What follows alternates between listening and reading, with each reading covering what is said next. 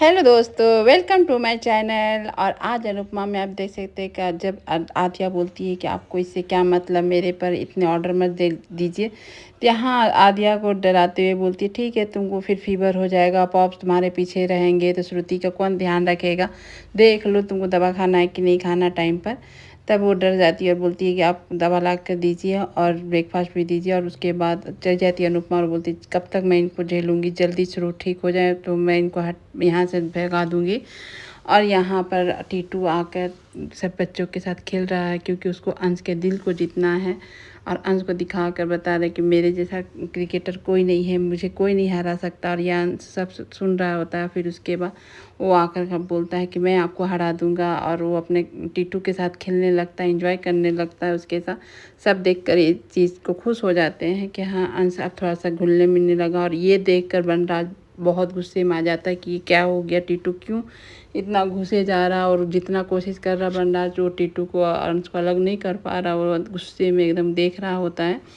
और यहाँ पर आद्या आकर श्रुति को बोलती है कि मैं ये औरत को झेल नहीं सकती हूँ, ये औरत कब जाएगी यहाँ से। तो यहाँ पर श्रुति बोलती है कि मैं तुम्हारी देखभाल नहीं कर सकती हूँ, तो अभी अनुपमा की ज़रूरत है। और एके भी क्या क्या संभालेंगे, मुझे संभालेंगे, तुम्हें संभालेंगे, तभी हम लोगों को अनुपमा की ज़रूरत है। और इस तरह से बदतमीजी से ये औरत करती, तभी आ जाता है अनुज। अनुज आकर उसको डांटता है कि आप दूसरे की माँ को भी आदमी इज्जत और सही लहजा से बात करता है, लेकिन आप तो अपनी ही मम्मी को ये औरत कर बदतमीजी कर रही हैं।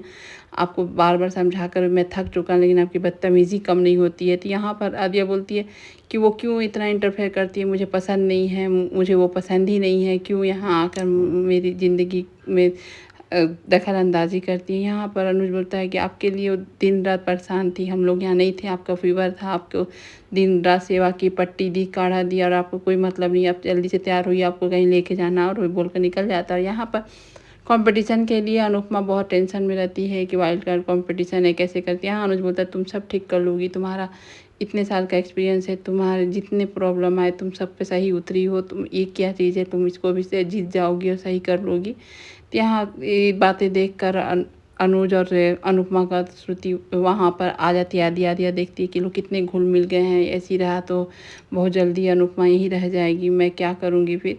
और आकर यहाँ देखती है कि एक डायरी को लेकर अनुपमा बोलती है, मेरा ब्रह्मास्त्र है, मैं इसके बिना कुछ नहीं कर सकती हूँ, ये बा ने मुझे दिए हैं, इससे मुझे पता चलता है कि इसके हर हर चीज़ से मैं पढ़ लूँगी अच्छे से, कंपटीशन में इस डायरी की वजह से ही जीतूँगी। ये क्रेडिट सब डायरी को जाता है।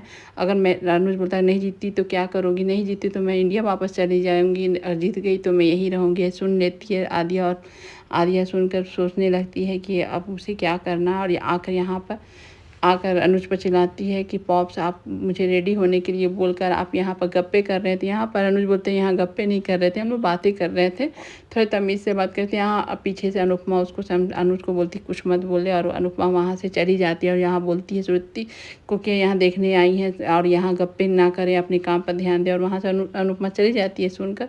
और यहाँ पर आद्या बोलती है कि मुझे इन औरत से चिढ़ होती है, आप इनके लिए मुझे डांटते हैं, मुझे नहीं पसंद है, क्यों डांटते हैं मुझे। यहाँ अनुज थक जाता है उसके बदतमीजी को देखकर, सुनकर, बोलता है कि चलो एक जगह जाना है। और ये बोलकर वहाँ से वो चला जाता है। और वो टेंशन में रहती है आद्या कि मैं क्या करूँ क्या नहीं करूँ। तो वो डायरी देखकर कुछ सोचने लगती है कि अब क्या करना है और नहीं करना। यहाँ पर बनराज बहुत टेंशन में है कि इस तरह से चलेगा, टीटू अंदर मेरे फैमिली के अंदर घुस चुका है, अंश के नज़दीक भी आ रहा है, मैं तो अकेला रह जाऊँगा। वो इस तरह से गंदे गंदे ख्याल आ रहे हैं कि मेरे बुढ़ापा कैसे कटे। मैं अपने बाबा जी के लिए तो था, लेकिन मेरे लिए कोई नहीं है, मेरे कोई बच्चे नहीं है, और मैं अकेला ही रह गया हूँ। और ये सब सोचकर बहुत घबरा जाता है बनराज। यहाँ बैठकर अनुज कॉफ़ी पीता है। तभी अनुपमा श्रुति को लेकर व्हीलचेयर पर आती है कि एक जगह बैठे रहने से और तबीयत ख़राब होती है, थोड़ा घूमना फिरने से अच्छा लगता है। अनुज बोलता है हाँ तुम सही की हो। और वहाँ से अनुपमा जाती है तो अनुपमा को रोक लेती है श्रुति, और उसके सामने ही पूछती है कि तुम शादी कब करोगे, अब डेट आगे बढ़ा, अच्छा सा डेट निकाल लेते हैं। यहाँ अनुज फिर चुपचाप हो गया, फिर बोलता है कि तुमने ये क्वेश्चन के लिए अनुपमा को क्यों रोका है। तो श्रुति के पास कोई जवाब नहीं होता, बोलती सॉरी गलती हो गया, दवाई के खाने की वजह से मुझे समझ में नहीं है क्या बोलना चाहिए नहीं बोलना चाहिए। नहीं आप जा सकती, जब याद आएगा तो बता दूँगी, और अपने कॉम्पिटिशन पर ध्यान दें नहीं तो आप हार जाएँगे। अनुपमा फिर वहाँ से चली जाती है और ये डायरी लेकर अनुपमा को फाड़ रही होती है, जिससे अनुपमा अपनी ताकत समझ रही होती है कि इस डायरी को पढ़कर मैं जीत जाऊँगी और ये मेरा ब्रह्मास्त्र है। और वो लेकिन आदिया फाड़ दे देती है। और यहाँ पर काव्या लेकर आती है आती है डिम्पी के लिए शादी का जोड़ा देखकर डिम्पी बहुत खुश हो जाती है, रोने लगती है। और यहाँ बा आकर पूछती है क्या हो रहा है, तुम लोग क्या कर रही हो इतने रात को सो के। तो यहाँ पर डिम्पी दिखाती है कि काव्या उसके लिए लाई। तो यहाँ बा बोलती है मैं जानती हूँ मुझे काव्या ने दिखाया, लेकिन मुझे कोई और डर है शादी के बाद वाला कि कैसा है टीटू नहीं है, तुम देखी हो परखी हो कि नहीं हो। तुम्हारे साथ दो बार ऐसा है, किस्मत ने धोखा दिया। एक तुम्हारा पहली शादी में धोखा हुआ था, मैं नहीं चाहती हूँ कि अब तुम्हारे साथ कुछ हो, तुम हमेशा सदा सुहागन रहो। और यहाँ पर डायरी ढूंढ रही होती है अनुपमा, तो आ जाता है अनुज, बोलता है यहीं कहीं होगा, कहाँ जाएगा। तो यहाँ आदिया आ जाती है, बोलती है पॉप्स मैं तैयार हो गई हूँ चलते हैं। और यहाँ आदिया जाते जाते बोलती है अनुपमा को कि आपके कंपटीशन से ज़्यादा ध्यान ना श्रुति पर दीजिएगा, वो हमारे लिए इम्पोर्टेंट है। और ये बोलकर उसके बाद वो मन ही मन बोलती है आपको तो डायरी कहीं मिल ही नहीं सकती है। यहाँ पर बा टेंशन में है डिम्पी और अंश को लेकर कि किस तरह से हम लोग एक चीज़ खरीदने के लिए इतना ठोक बजा के लेते हैं, तो एक हम सफ़र ढूंढने के लिए क्यों ना करें मुंबई जाकर पता करने के लिए। यहाँ पर डांस क्लास को देख कर आदिया बहुत बहुत खुश हो जाती है और अपने पॉप्स को थैंक यू बोलती है। और यहाँ दिया उससे पूछती है कि तुम्हें डांस आता है, तो उसके मुँह से आता है कि हाँ मम्मी के साथ पहले मैं करती थी। और वो डांस इंजॉय करने लगती है दिया के साथ। और ये देख कर अनुज भी खुश हो जाता है और वो पॉप्स को बहुत थैंक यू बोलती है गले लग कर कि पॉप्स आप इतनी बड़ी खुशी दी मुझे, थैंक यू।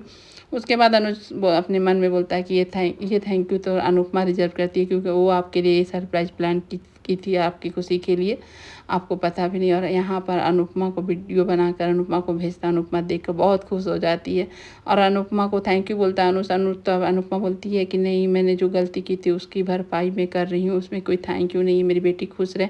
और ये सब देख रही थी श्रुति सोचती है कि किसी से चैट करना उससे चैट कर रही होगी। Thank you.